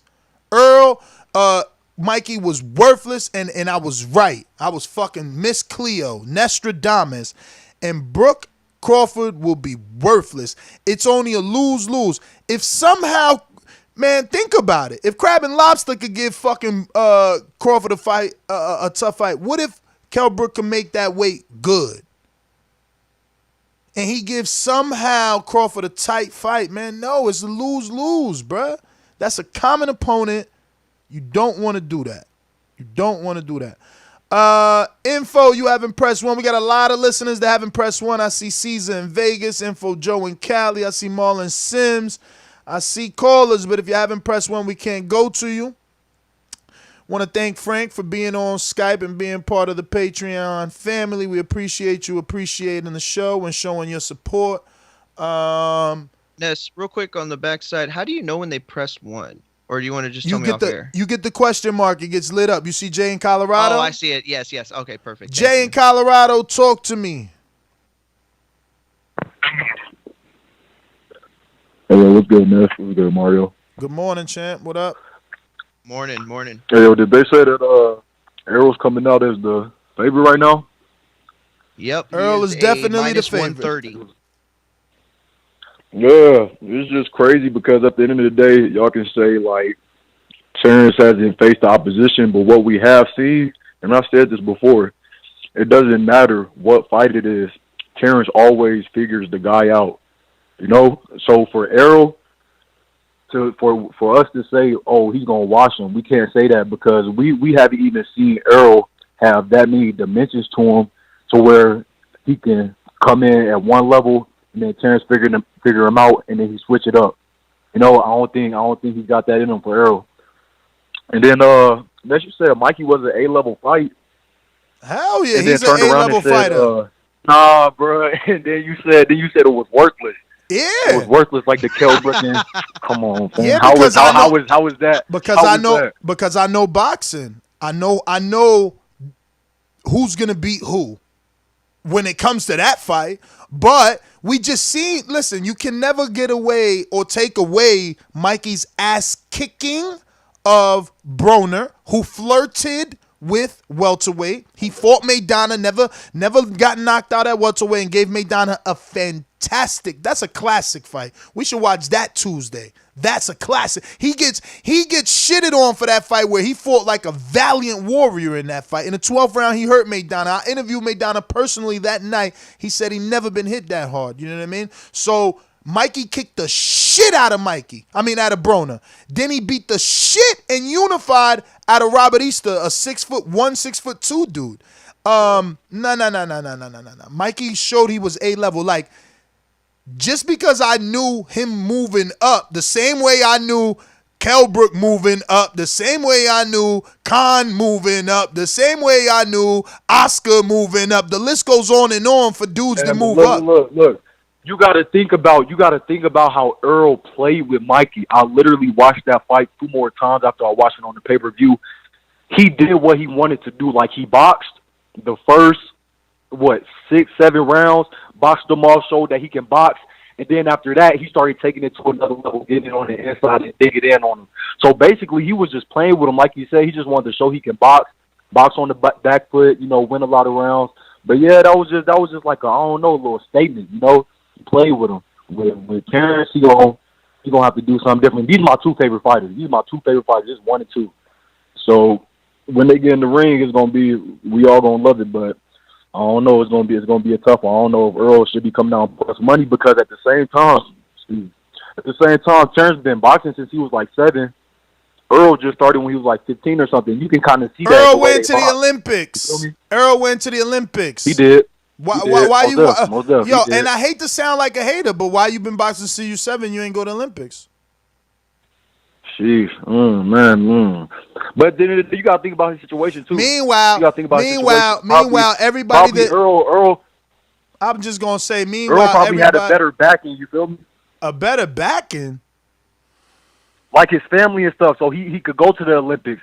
Terence probably had it the harder way, so he couldn't go to the Olympics. He had to make bread for his family when he could go pro. Maybe. I mean, if he let himself be interviewed, maybe we get that story. I'm weird on God. We need Terence on the show for real. Honestly, if he come on the show, I probably won't even holler at her. I'll probably just let Mike and Mario talk because he gonna be standoffish. Yeah, where Mike? I don't know, Where's man. Mike been? I only heard him one time since the. Mike don't even tell us, man. He in and out when he want, man. We don't even know, but he knows every show that's going on. Good. He out there job hunting is what I'm assuming. That's why we up here trying to get to this first goal of 500, next goal 700. Stainless goal of 1,000. Yeah, you already know I'm here to support. I hopped on that Patreon after I saw that show post on your Nestor Gibbs channel because I was watching the show when it cut off. And I was like, oh, damn, I feel like something just happened. But yeah, I'm on with y'all at $15 a month. So that's crazy, bro. Yo, at least you could tell. You was watching. That's what I was worried about. I'm like, yo, people don't even know because they don't even give us the ability to post on the channel. I can't even put on the community page like what happened. So at least you pieced it together, man. But yeah, man, There were a couple of people that hit me up that said the same thing Jay just said, that they knew something. They were like, "Oh man, I was so scared." Like, yeah, blah, man, blah. it sucks, man. They control too much, man. It's really crazy. Someone told me to look into like DLive.tv. They said it's a little less, Yeah, that's strict. the free. That's the one that their whole thing is freedom of speech. Is from what I've heard. I That's their thing. I went on it yesterday, but it doesn't look smooth. It was pretty clunky, man. So I feel something, but y'all keep on doing y'all thing. I see y'all putting in work. I'm gonna keep on supporting y'all. Just keep on doing y'all thing. for sure, brother, Appreciate it, appreciate Jay. it. Listen, I want to give everybody an opportunity. If you're on Blog Talk right now and you have not pressed 1, do it right now. Only one time. Maybe you pressed 1 and you took yourself out. I see a couple of long-time listeners. Just want to make sure that you guys are just listening. And remember, we appreciate listeners only. Still make up a very good part of the show. Let me double check any comments here. If not, it's time to wrap it up, man. We got through another morning show. No fights tonight. I'm gonna say also real quick, if you're listening, I propose that we watch some of the what were they called? Legends of Boxing? I thought it was you said Legendary Nights. Legendary Nights, that's what it was called. I propose watching some Legendary Nights. Obviously, we can't play the video, but we could do it just like the fights. Gotti Ward is on HBO right now, but obviously there are many, many more on YouTube. So if you're on Patreon, comment with which one you want us to do, because I really, really want to watch them. They're so good. They're so well done. I haven't seen a lot of them in a really long time. I think that if we all got together, this is some things that we can do to pass the time while we don't have boxing. We can go back and watch some of these Legendary Nights, and they were awesome, man. They were so good. They were really good. So whichever ones y'all want to watch. I like the Gotti Ward one, but I like all of them really. So and then we're gonna do some fights too. A lot of people. Man, I didn't even tell you now. So many man. people hit me up on Twitter. Film Study Tuesdays is definitely back. So Untitled and Film Study Tuesdays are back. We'll put out the respective posts. So like I said, Sunday at technically at 12:01 Sunday, you will be able to comment on Untitled and put your one suggestion for a topic, which we will speak of on Monday night at 7 p.m. Eastern. Film Study Tuesdays. We gotta put in that Tiger King as an option. Y'all go watch that Tiger King on Netflix documentary. I'm telling y'all, it is so good. We would have so much. Like, the problem with that show, if everybody watched it and we got to chop it up, the problem would be talking about it way too much. Like, we'd have to give ourselves like a 60-minute limit, because that thing is just crazy. Go watch it. Tiger King on Netflix right now. I mean, it's like every 10, 20 minutes, a new We got to start thread taking is advantage of the woven. polls. So what we'll do is we'll put Tiger yeah. King as one. Joseph, who's a mastermind, suggested De La Hoya versus Trinidad. So we'll put that as topic number 2, suggestion number 2, rather. You said Bloodshot too, right? Well, we'll definitely be talking about Bloodshot. Those are movie reviews. But I mean, in terms that's right. in terms of what to watch on Film Study Tuesday. Got it. So we and can, Untitled, we right? can We're do doing Tiger. a poll for Untitled. We're doing we do a topic post where people put in the comment section their topic suggestion. Got it. On the live show, we just read from the comment section. For Tuesday's Film Study Tuesday, we'll do a post and allow people in the comment section to drop their suggestion for what film study we should do.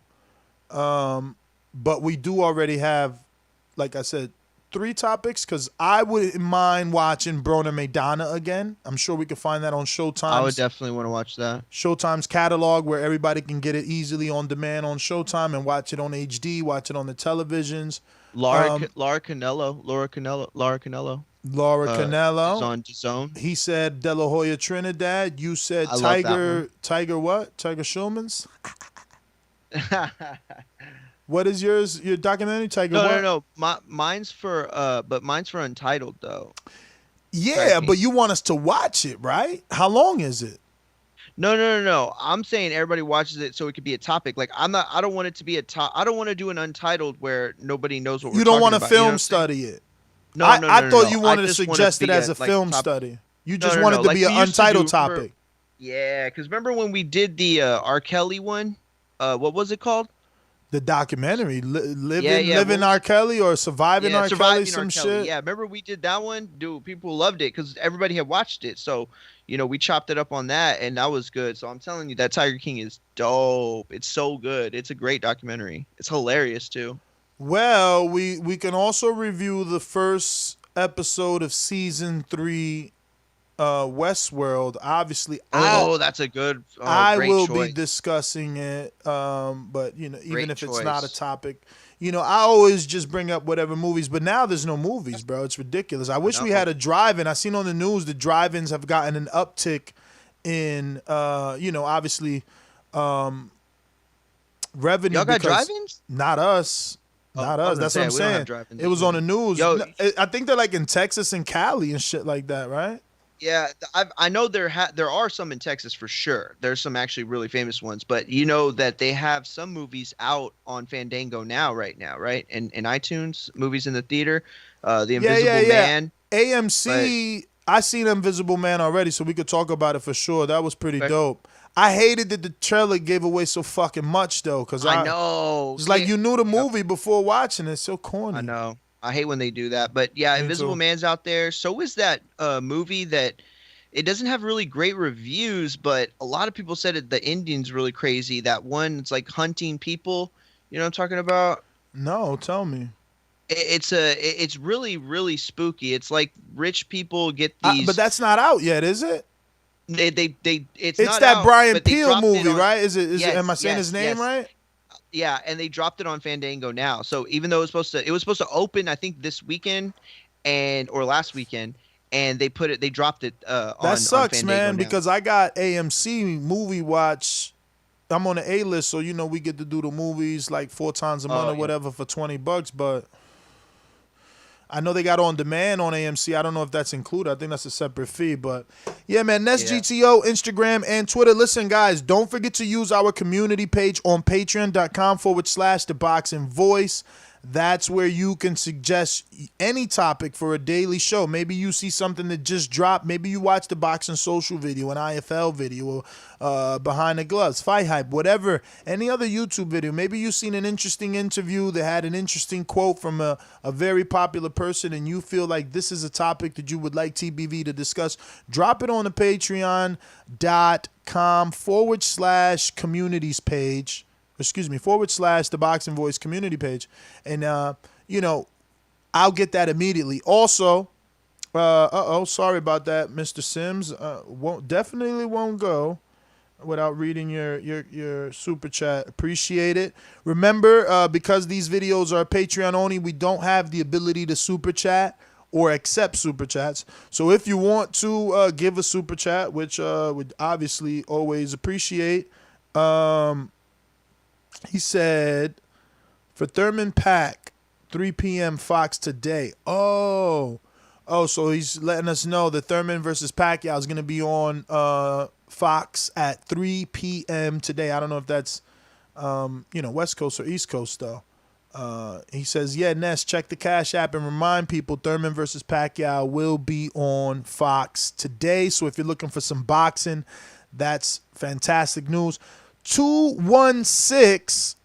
I don't know if you want to talk. You pressed one. First you didn't have one, then you did have one, then you didn't have it again, so I don't know. You're in and out the queue.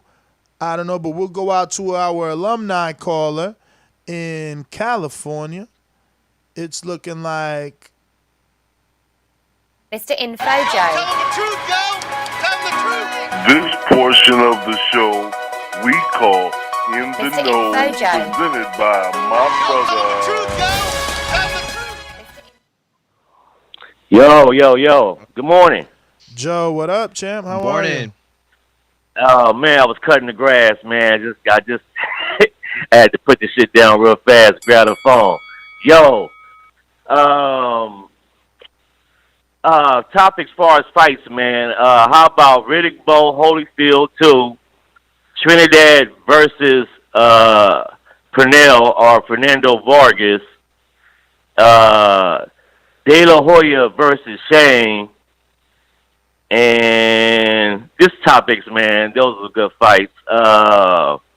You know what we rewatched just on the back channel, man, was Thurman versus Porter, man. That was a good rewatch too, man. That was a good, entertaining fight.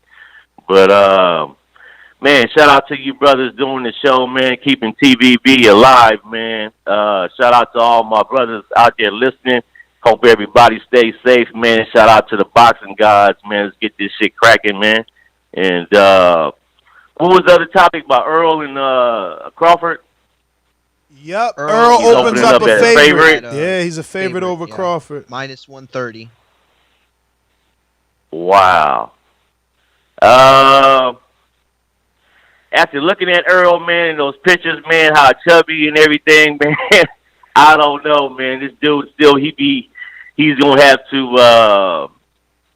His camp is gonna be a cutting weight camp, man. I was still favorite. I think it's a 50-50 fight, but I will still edge it to Crawford right at this moment, just because of the outside lifestyle of Earl, you know, and all the tools that Crawford got in his tool belt.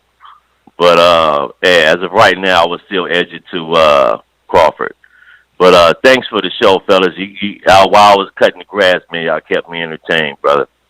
But shout out to the boxing god, to all the whole TBV family. That's all I got, brother. Hey, Joe, what kind of headphones did you use? What kind of headphones did you use? Right now? Yeah, when you was cutting the grass, I'm sure you had to have both hands on the mower. Oh, my, you know the little white headphones, okay, man. the Apple ones. Yeah, the Apple ones, yeah. Okay. Crystal clear, man. Through all the bullshit, I still heard y'all. Perfect. Yeah. Hey, but they do have drive-ins in L.A., man. I knew it, man. And I might take my kids, yeah. Yeah, because I got to get the kids out the house. It keeps you away from people, too, man. They're letting you go to the concession stands in groups of 10 or no more than 10 people at the line. So, you know, you still get your popcorn and stuff. Plus, you're in your own car, you know, wipe your shit down with disinfectant wipe. I wish we had a drive-in. Me and my girl would be out. Too. Yeah, it's dope, man. I haven't, this driving we go through, man, I didn't see dudes bust out a little fire pit and get the barbecuing behind their truck and shit. You know, so, yeah, it goes down, man. You can smoke and do whatever you want to do to and drink. Yeah, it's dope. It's dope. But thanks, brothers, for the show. Thank you, Joe. Thank you, Joe. It looks like a new Untitled possible show with the Kanye West Taylor Swift phone call getting leaked. Can't wait to hear that. What? Old from back in the day? It's the old one, yeah. But remember, he said that he told her that he had made the song and that he had let her hear it, and he's basically buried her. Like, what was it, 2016? And now they're supposedly the phone call leaked, and it does not paint Kanye and Kim in a very flattering light. In fact, Twitter saying that it basically is the end of Kanye West and that Taylor Swift has been vindicated. So I need to hear it for myself. That's not what I'm saying. I hope the Yeezys drop in price. I hope it means the Yeezys drop in price, because that's all I care about when it comes to Kanye. Right? His shoes so expensive, man. I'ma just go to 216, man. You've been in, you've been out. I wanted to make sure before we cut out. Are you interested in speaking, sir, or are you just listening? 216, going once, twice. I'm going to believe that's a no. Well, then we got to go ahead and wrap it up. Marlon, I see you probably driving. I know you probably working. So I want to thank everybody that tuned in, obviously. Love all our patrons, man. Let me just give a quick refresh before we go. You know, at More Munguia on Twitter, at More Munguia on Instagram. Hit me up. I just want to give a free fresh on our Patreon count. Of course. For March 21st, 11 a.m. Saturday, we are at, this refresh sucks. Close some of these browsers. We're still at 322. We opened up the show with 322. but we woke up to 322. It wasn't there yesterday, so that's still a milestone crossed, and we appreciate all 322 of you. We are catering to you, not views any longer. So Untitled is back on Monday. Sunday, 12:01 midnight, the post will be released, and you can start to add your topics for Monday's Untitled at 7 p.m. Eastern. And basically the same thing. Maybe I'll drop them both on Sundays for Untitled. Next week's suggestions. This week we'll come up with our own. I like Joe's suggestion of Riddick Bowe and somebody. I love old heavyweight fights because the last one we watched was amazing. And I also like Joseph's De La Hoya Trinidad, because De La Hoya gave that fight away, and I want to see how I look at it now with a better boxing brain. Back then I was a kid or a young adult, whatever, and it's just, I don't know, maybe I got different eyes for that. And I do want to see Broner again. I think we need to, try and remember the time when he was good, because that's when he was the Broner, man, that I wholeheartedly put my entire fucking belief in. I mean, I went to war for him with Robert Garcia. I ended up having to do push-ups because I made a bad pick on Broner. I remember that. So, yeah, man. Shout out to Robert Garcia. That's another reason why I always fuck with him, bro. All the shit I talked the night before at the bar with him, he never took it personal. Never not, wanted to do interviews, never stopped picking up my phone calls, never stopped inviting. And with all the times that I've never gone to his gym, he continually invites me to his gym. I continue to miss those things because it's obviously very expensive to fly to California. But now that it's Patreon only, believe me, once we reach certain goals, we will definitely be putting into our schedule gym visits, because again, once we're at 100% on Patreon, we will be able to do so many things that the content and the quality of the content is just going to be unbelievable for you. But like I said, you should be experiencing a Patreon experience like never before. Since we went to Patreon only, it's been active every single day, and I've been responding to the comments and to all messages, any questions every single day within a very timely fashion. So much so that my girl's like, "What's up?" And I'm like, "Listen, this is a very intricate time right now. It's a transitional phase, and I cannot afford to not be on top of it. So you're gonna get us on dotting our I's, crossing our T's, and walking on eggshells when it comes to Patreon, and making sure that you guys are receiving or at least getting 100% satisfaction for your Patreon pledge and with your Patreon experience." I'm your host, Nestor Gibbs. Find me on Instagram and Twitter at NestGTL. I know I'm looking crazy, bro. I don't do the Jim Jones scruffy look. I just hope you guys understand. This is me doing social distancing. I'm staying away from the barber, but you know what? That's an untitled conversation. We'll talk about that Monday, 7 p.m. Eastern, right here, patreon.com/ThaBoxingVoice.